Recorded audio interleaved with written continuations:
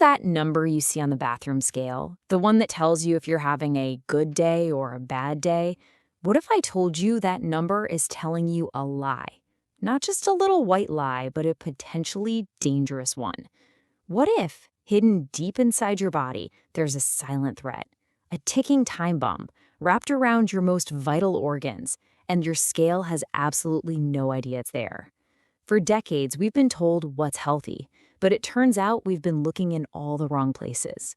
Today, we are pulling back the curtain to show you the fact that really matters, and how some incredible AI technology is finally seeing a truth about our bodies that's been hidden in plain sight.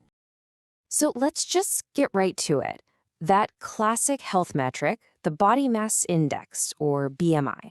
We've all heard of it, right? Your doctor uses it, your health apps use it, but here's the question we need to ask.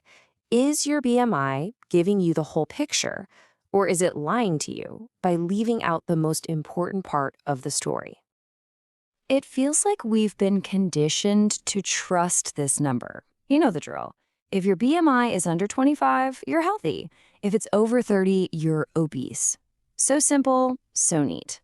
But honestly, that simplicity is its biggest problem. Because BMI is basically blind. It literally cannot tell the difference between a pound of lean, powerful muscle on an athlete and a pound of dangerous, inflammatory fat on someone who looks totally thin. This isn't just a small detail. It's a massive gap in how we've been looking at our own health. Okay, let me give you a real-world example. Think about a 45-year-old woman. Let's call her Jane. Jane's BMI is a perfect 24. She goes for walks, she watches what she eats. On the outside, she seems like the picture of health. But then her doctor runs some more advanced tests and tells her she's at a high risk for developing type 2 diabetes. And she's just baffled. How is that even possible? Well, this is that classic skinny fat paradox. And it happens because her BMI completely missed the real danger building up inside her. So let's lock this in with our first question. What is the biggest single problem with BMI? Is it A, that it's just too hard to calculate, B, that it can't tell the difference between muscle and fat, or C, that it's really only useful for athletes? The answer, of course, is B. BMI sees a pound of muscle and a pound of fat as the exact same thing, and that fundamental blindness is where all the problems start. All right, so if BMI can't see the full picture, what can? This is where things get really exciting. A massive new study decided to tackle this problem head-on. They used artificial intelligence, AI, to analyze over 33,000 MRI scans. The whole idea was to teach a machine to see what our scales and calculators can't, to finally get a true look at what our bodies are really made of. This is the new frontier. And with this new AI vision, scientists could finally pinpoint the real bad guy in this whole story. It's called visceral adipose tissue, or VAT for short. Now, this is not the fat you can pinch on your belly. No, this is the deep, nasty stuff that wraps itself around your liver, your pancreas, your intestines. It's metabolically active in the worst possible way, constantly pumping out chemicals that cause inflammation and drive chronic diseases. You're going to want to remember that name, VAT. Now, if VAT is the villain, then think of subcutaneous adipose tissue, or SAT, as its less evil twin. This is the fat that's right under your skin. It's the stuff we can actually see and feel. And yeah, most of us would probably like a little less of it, but the science is crystal clear. It is nowhere near as metabolically dangerous as its hidden cousin, VAT.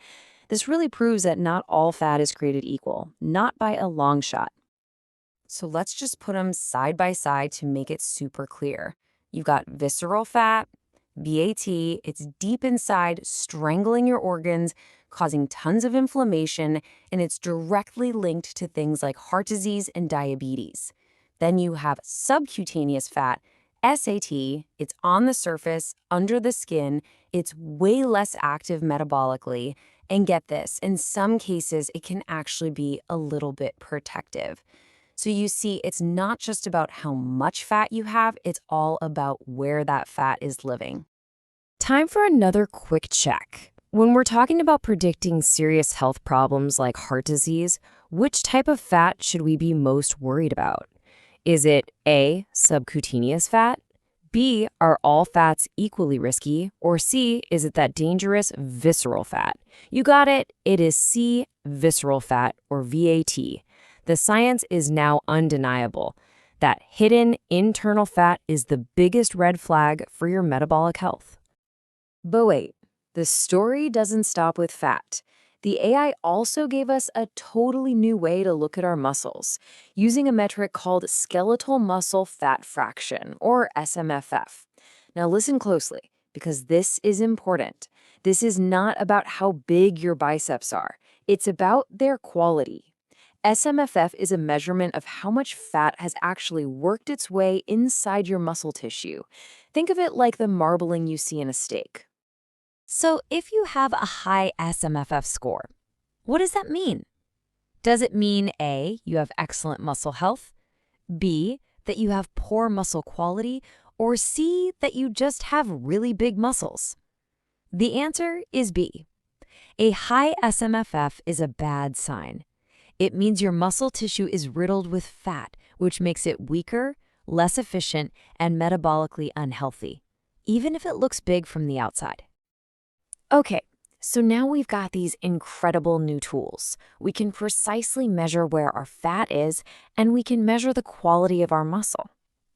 So what happened when the AI looked at thousands of people and tracked how our bodies change over the years? What's the real story? Well, the AI painted a really clear and honestly kind of concerning picture. As we go from our 40s to our 50s, 60s, and beyond, there's this silent exchange happening inside us. The amount of that dangerous visceral fat, the VAT, goes up and up and up. And at the exact same time, the amount of our healthy, metabolically active skeletal muscle goes down. So without even knowing it, we're trading the good stuff for the bad stuff as we get older. So, based on this huge data set, what's the general trend for our muscle as we age? Does it A, increase, B, stay about the same, or C, decrease? You guessed it, it's C. The natural trend is a steady decline. This process, by the way, is called sarcopenia, and it's a huge reason for health problems as we age. This AI could actually see it happening across thousands of people. Now, this is where it gets really mind-blowing. Let's imagine our second case study. We have two men. Both are 60 years old. They weigh the exact same. Even on a scan, the size of their thigh muscles is identical. But the AI sees what we can't. One man has dense, high-quality lean muscle, a low SMFF. The other guy's muscle is marbled with fat, a high SMFF. To a scale, they're twins, but to the AI, one is at a much, much higher risk for disease. It really is quality over quantity. This all leads up to the million-dollar question. When you strip everything else away, age, sex, even that old broken BMI, what truly predicts our risk for the big killers like heart attacks and diabetes? What are the factors that really matter? And here they are. The answers are surprisingly simple. The AI found 3 huge risk factors that were powerful predictors, even in people with the so-called healthy BMI. Number 1, high visceral fat, VAT. That was high risk for both men and women. No surprise there. Number 2, high fat inside the muscle, a high SMFF, also high risk for both sexes. But then there's a twist. Number 3, having a low amount of total skeletal muscle.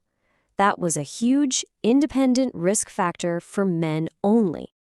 Let's really hammer this point home, because it's a fascinating difference between the sexes. What was the one risk factor that was uniquely dangerous for men in this study? Was it A, high visceral fat, B, low skeletal muscle, or C, high subcutaneous fat? The answer is B, low skeletal muscle. For guys, just not having enough muscle mass was, by itself, a major warning sign for their future health. And this leads to our final and maybe most shocking case study. The AI's risk model started flagging men with a perfectly normal BMI of, say, 23. But because they had low muscle mass, they carried the exact same statistical risk of having a heart attack as a man with a BMI of 35 who would be classified as obese. Just let that sink in for a second. His lack of muscle was every bit as dangerous as another man's obesity. Wow. So what do we do with all this? This isn't just cool science to talk about. This is a roadmap for a complete reimagining of our health. It's the future of how we screen for disease and prevent it before it ever starts. The future is something called opportunistic screening, and it's brilliant. Imagine this. You go to the doctor for an MRI because you hurt your back. While the radiologist is checking out your spine, an AI tool is running quietly in the background, analyzing that exact same scan for your body composition. It takes a few extra seconds, and suddenly, boom, your doctor gets a detailed report on your VAT, your SMFF, a real early warning of your hidden risks.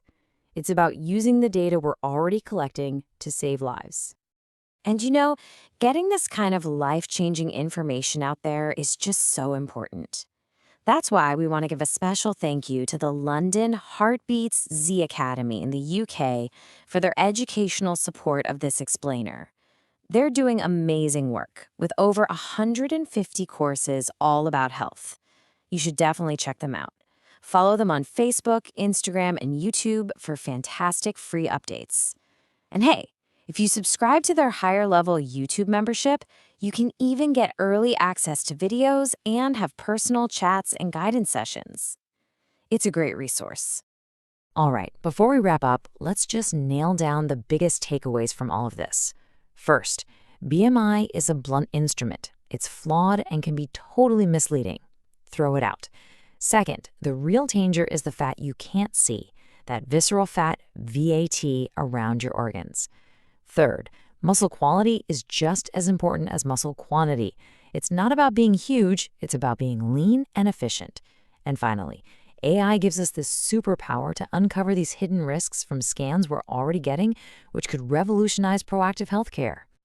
So I'll just leave you with this one final thought to chew on. What if that next routine scan you get for your knee, for your back, for whatever, what if it could also predict your future health? And more importantly, give you the power to change that future. Thanks to this incredible research, that's not science fiction anymore. That reality is closer than any of us think.